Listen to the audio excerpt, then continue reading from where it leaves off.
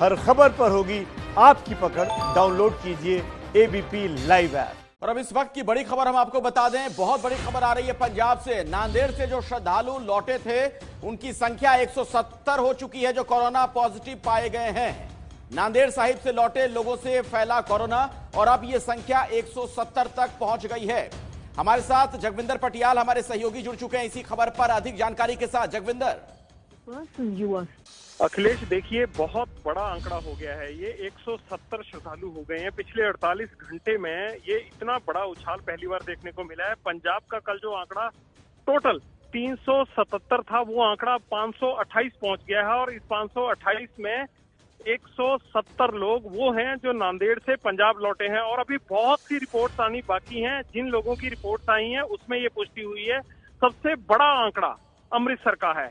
76 श्रद्धालु अकेले अमृतसर में पॉजिटिव पाए गए हैं। और ताज्जुब इसलिए है और हैरानी भी है क्योंकि यही अमृतसर है जहां 26 तारीख को सीधा 174 श्रद्धालुओं को घर भेज दिया गया था और फिर उनको 27 तारीख को जो ऑर्डर निकला उसके बाद वापस बुलाया गया और क्वारंटीन किया गया जो गवर्नमेंट का सेंटर था।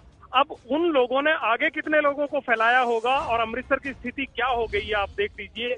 ये अब सरकार के लिए बहुत परेशानी की बात बनती जा रही है और सरकार बैकफुट पर भी है। अमरिंदर सिंह ने कहा था कि 4-4 घंटे की रोज सुबह ढील दे सकते हैं, लेकिन डीसी ने मना कर दिया है। अमृतसर के डीसी ने आज भी कहा कि 3 मई तक कोई ढील की उम्मीद न रखें, अभी इसकी मॉडलिटीज तय की जा रही हैं। अब सीएम ढील के मामले में भी एक कदम पीछे हटे हैं और उन्होंने डीसी पर जिम्मेवारी छोड़ दी है। कल आदेश दिया कि लोगों को सुबह 7 से 11 4 घंटे की ढील दे, लेकिन आज डीसी से मीटिंग करके उन्होंने कहा है कि डीसी जैसा चाहे वैसा तय कर सकते हैं। अब उनको ग्राउंड पे इस बात का फैसला लेना है कि ढील देनी है नहीं, और डीसी ढील देने के बिल्कुल पक्ष में नहीं है। यानी क्या अमरिंदर सिंह कई फैसले बिना ग्राउंड पर तैनात अफसरों से सलाह मशवरा किए ले रहे हैं? ये बड़ी हैरानी की बात है। कंफ्यूजन की स्थिति बनी हुई है बहुत से फैसलों को लेकर। अखिलेश, बिल्कुल जगविंदर, और आपने कहा कि सरकार बैकफुट पर है। सरकार की बड़ी लापरवाही भी दरअसल इस पूरे मामले में सामने आई है। मैं चाहूंगा जरा दर्शकों को यह बताएं कि ये कुल कितनी संख्या हो गई है जो संक्रमित हुए हैं इन लोगों की वजह से, ये जो लोग वहां से नांदेड़ से लौटे थे। देखिए, कुल संख्या पंजाब में अभी सभी जो कोरोना पॉजिटिव मरीज हैं उसकी 528 है आज अभी तक। और इन 528 में 170 जो नांदेड़ से लौटे हैं उनमें शामिल पॉजिटिव लोग हैं। 170 नांदेड़ से लौटे हुए पॉजिटिव अब तक आ चुके हैं। और ये जो 170 हैं इनमें 76 लोग 76 पॉजिटिव नांदेड़ से लौटे हुए लोग जो हैं वो अकेले अमृतसर जिले में हैं। जी, मतलब जगविंदर, क्या ये संख्या और बढ़ सकती है फिर? क्या इस बात की आशंका है? जाहिर सी बात है, अभी तो टेस्ट ही कितने हुए हैं। अगर मान लीजिए 3500 लोग नांदेड़ से वापस लौट रहे हैं तो मुझे ये लगता है कि अभी तो तकरीबन 1500 का टेस्ट भी नहीं हुआ होगा, और अगर टेस्ट हो भी गया है तो रिपोर्ट्स नहीं आई होंगी। इसलिए जो क्वारंटीन में लोग हैं 3500 ये हैं और इसके अलावा 2800 अभी जैसलमेर वाले हैं। तो 6 से 7 हजार आदमी बाहरी राज्यों से यहाँ आ रहा है, जिसमें से जो नांदेड़ से आए हैं उनकी 35 एग्जैक्ट संख्या अभी सरकार के पास भी नहीं है, ना नांदेड़ से कोई बता पा रहा है, लेकिन 3500 के आसपास माने जा रहे हैं। आज भी बसें आए जा रही हैं, किसी जिले में 4 बसें पहुंच रही हैं, किसी में 2, किसी में 8, अभी रात को 1 बजे मोहाली में आनी है।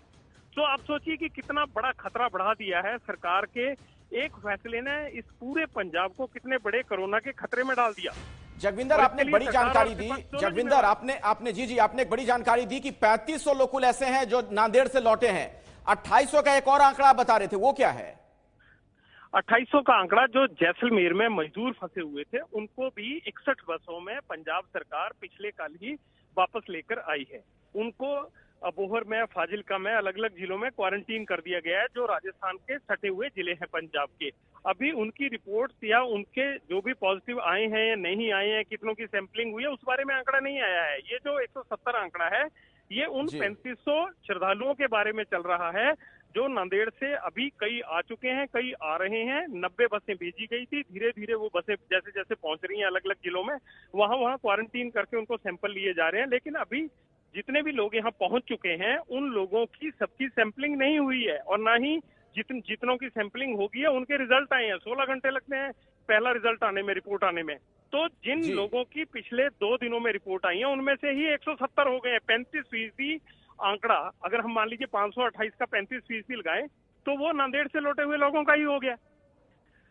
बिल्कुल, ये बहुत ही डराने वाली जानकारी एक तरीके से जगविंदर की आंकड़ा और ज्यादा बढ़ सकता है। जिस तरीके से आप ये बता रहे हैं, पूरी जानकारी दे रहे हैं, ऐसे में जाहिर तौर पर सरकार को लेकर गंभीर सवाल खड़े हुए हैं। एबीपी न्यूज ने भी सरकार को लेकर सवाल पूछे थे कि एक बड़ी लापरवाही है। अब क्या कुछ कहा जा रहा है? प्रशासनिक अमला क्या कर रहा है? कोई स्ट्रेटजी आपको नजर आ रही है जगविंदर? देखिए, पहली तो बात यह है कि ये एक तरह से क्रिमिनल नेग्लिजेंस है। ये नेग्लिजेंस नहीं है, ये लापरवाही नहीं है, ये आपराधिक लापरवाही है। जब डिजास्टर मैनेजमेंट एक्ट लगा था, कोरोना से जुड़े हुए किसी भी आदमी को खुले में घूमने की इजाजत नहीं है, तो सरकार ने किस तरह से उन लोगों को घर भेज दिया, किस तरह से उन लोगों को इकट्ठे तौर पर बुला लिया, किस तरह से भीड़ आ गई, ये क्रिमिनल नेग्लिजेंस का मामला बनता है। इसमें एफआईआर दर्ज होनी चाहिए।